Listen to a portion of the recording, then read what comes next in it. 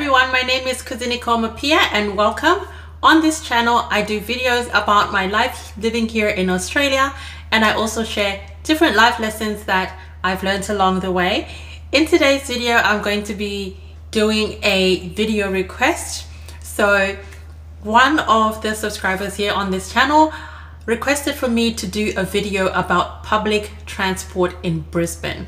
So today I'm going to share as much information as I know about public transport in Brisbane, so that if you are traveling to Brisbane, you can hopefully just be able to get around a little bit more easier, or if you are looking to come and live in Brisbane, you will be a little bit aware of how to use the public transport system.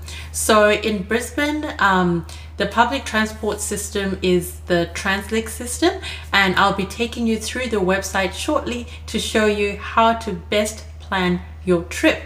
So for myself, I use public transport every single week because I work in the city and I take a train to work every day. Not every day, every day that I go into the office, because I sometimes work at home. But when I'm going into the office, I don't drive because it's a lot more convenient to use the train, because on the train there's no traffic. And from my house to work, it takes me on the train, just the train ride itself, it takes me about 50 minutes on the train from where I live to get into the city. And then if that is the train that stops on every single stop. But if I take the express train, which only stops at a few stops and then runs express to the city, I take about 40 minutes into the city. So there's a bit of like a 10-minute advantage if you're using an express train. Now, my experience with public transport in Brisbane is that trains are more efficient than buses.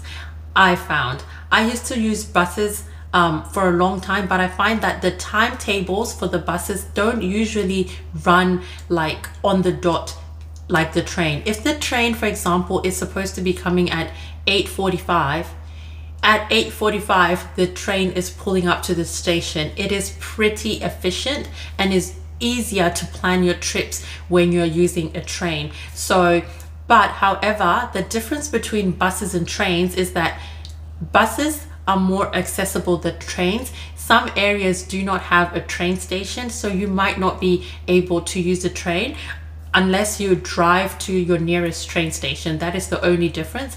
And as for buses, there is a bus stop in every single area of Brisbane. So you know that wherever you live, you have access to a bus.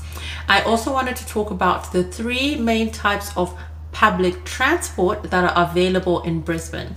So you have your trains, you have your buses, and you also have your city ferries. You also have your ferries.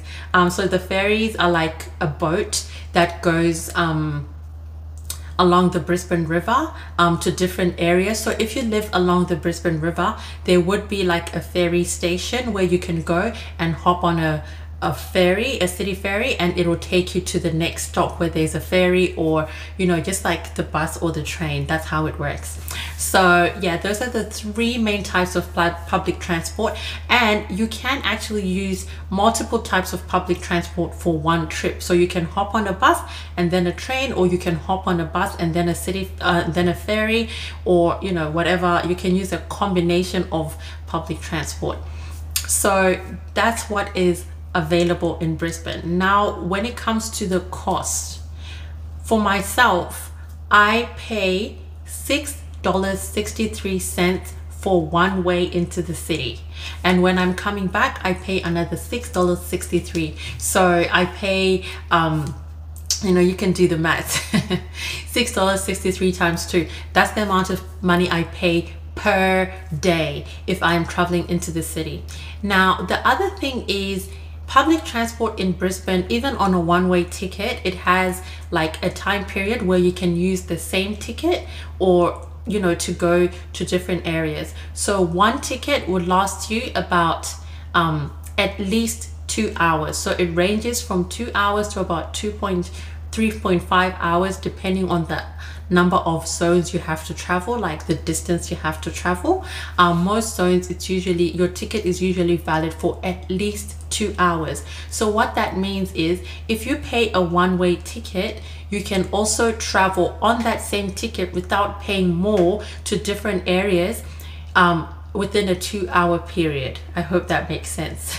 So you can hop on a train, like, you know, from my house to the city, and then if you finish your business in the city within 2 hours, you can hop on a train back, and you only have to pay $6.63 because it's within that time frame. So the time frames where you have to pay another ticket is when you go outside of that time frame. So if I'm working in the city, of course I'll be spending way more than 3.5 hours there, so I always have to pay another ticket back. So that's the cost of public transport. One thing that I had forgotten to mention is what you use to pay for your public transport, and that in most cases is a Go card. A Go card just looks kind of like a credit card, and you touch on that Go card on the different areas on the bus when you get on and when you get off, and that is how the fare is charged.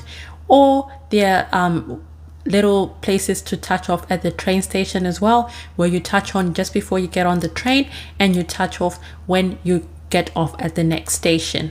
So that is what most people use. And then there are Go card charging stations at the train stations, at every train station, or at news agent shops where you can just go and recharge your Go card and make sure that you have enough money in that card.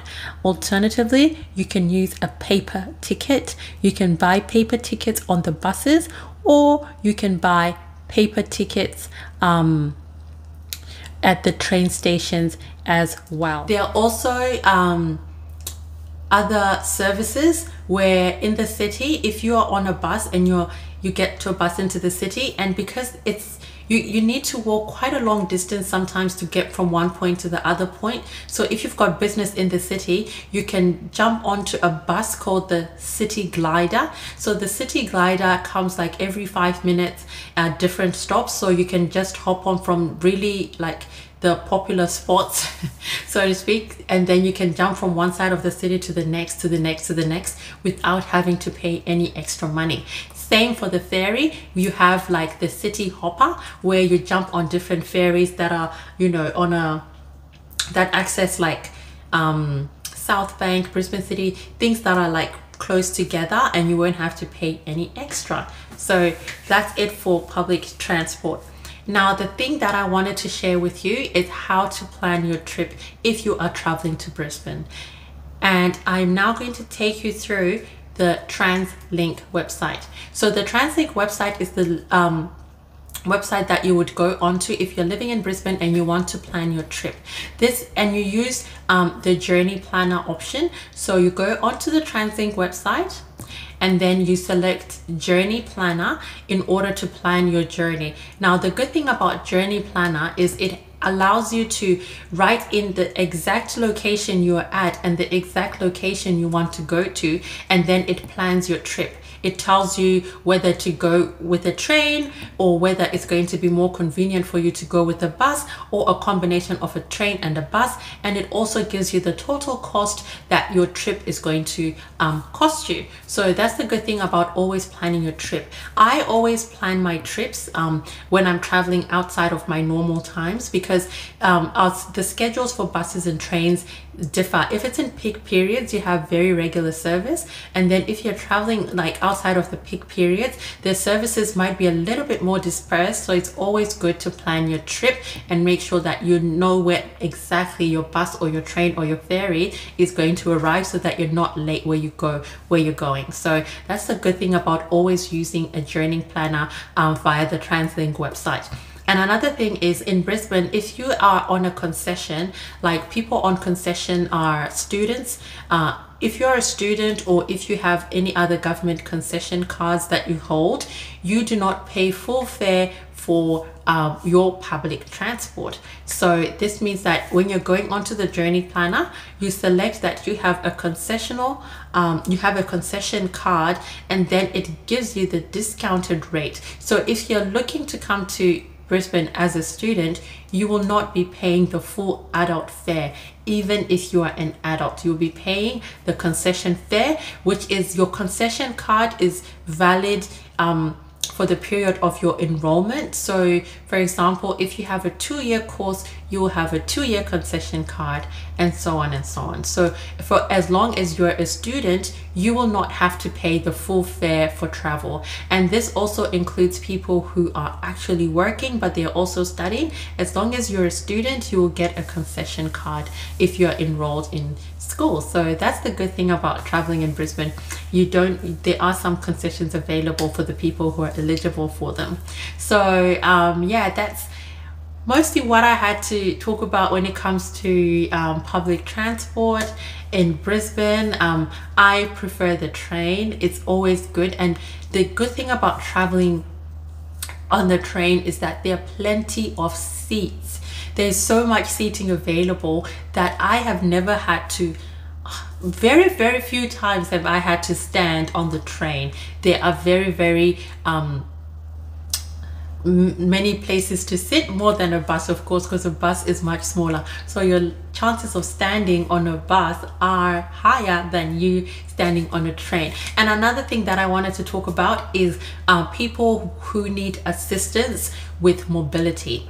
So on all Brisbane services, whether it's the ferry, whether it's the bus or the train, there is mobility assistance, and you are able to book like a bus or whatever.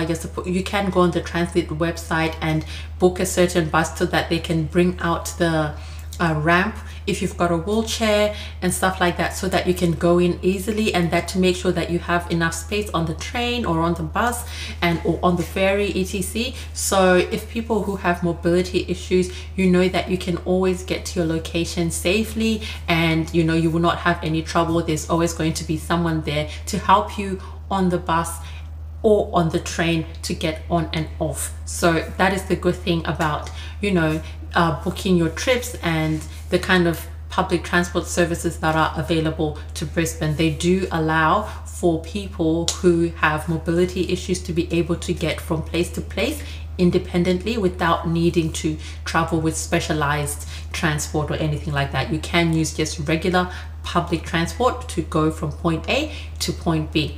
And for people who have other mobility issues, maybe you're pregnant, maybe you've got an injury, there is priority seating on the train, the bus and the ferry. So you can make sure that you always have a seat, because there's priority seating.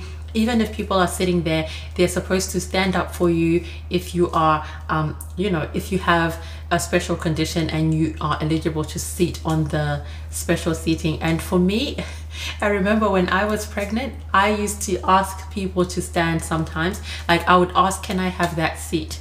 Because you know, there's a time when you're pregnant and it doesn't really show, but you know you need to sit down and there's not enough seating. I would ask people like, you know, I'm pregnant, can I have a seat? And people are always happy to stand up. I've never had any issues with that. And obviously if it's obvious, people usually do the right thing and they'll stand up and offer their seat to you. So I hope if you're traveling to Brisbane, visiting Brisbane, moving to Brisbane, you can navigate the public transport system with no issues, and you'll be able to get to your different locations, no problems. And I just have a little funny story about when I first moved to Australia. So I was moving from Zimbabwe, right? 2008. And this is before advancement in transport and, you know, exposure from social media and all that. So I was not very exposed to other countries and their public transport systems. So I remember, you know, when we used to get on public transport in Zimbabwe, it was mostly like combis. So you'd shout out your location, like, you know, you say next stop or whatever your stop is. You would just yell it out for the conductor to tell the driver, or straight to the driver, whatever. So that was what I was used to if I used to travel on public transport.